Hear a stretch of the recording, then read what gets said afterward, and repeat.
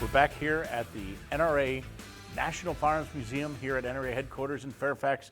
I'm with Ernie Lyles, and he is Special Projects Coordinator here for Curator's Corner. Ernie, we're going to play a little game on this Curator's Corner. For all you out there, guess what's missing on this gun? You were just quizzing me, and it took me a while to pick it up. Wait a second, what's not there? It's missing a trigger underneath. Pretty important thing with a firearm, I think. Like a trigger is kind of basic. So Well, unless you put it somewhere else. the rub. So tell us what we're looking at here, or maybe not looking at. Well, this is a Winchester Model 99 Thumbtrigger. They were made from 1904 to 1923, and there's no trigger underneath. What Winchester did is they took their Model 1902 bolt-action single-shot rifle that had a trigger, removed the trigger portion, and added this little lever on the back here. On the 1902, when you loaded it, shut the bolt, you had to pull the cocking knob to the rear to cock the gun. And it would stay cocked till you pull the trigger.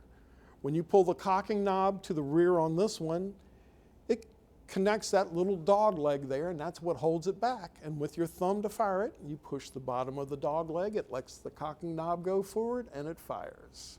Okay, so we were saying this earlier in the interviews. Why or why not? So why would you do this?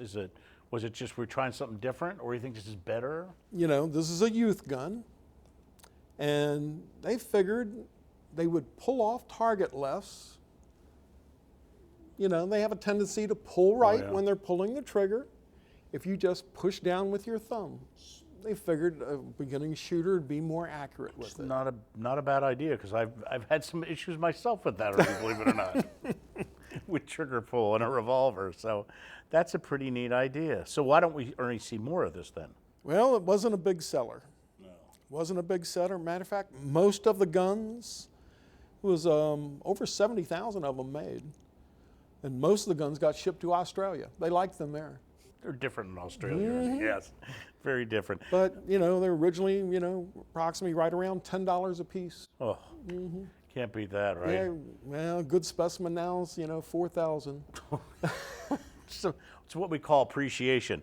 So have you fired a firearm like this before? I'm just wondering how different is it for you how does that work, the action? It works fairly good. I've shot mine. I've got a personal one at home, and, you know, it's just different. So I've got a question. You've got a personal version of this. And what year did you say, Ernie, it was made in what years? 1904 to 1923. Okay, so I didn't buy mine new. Are you sure?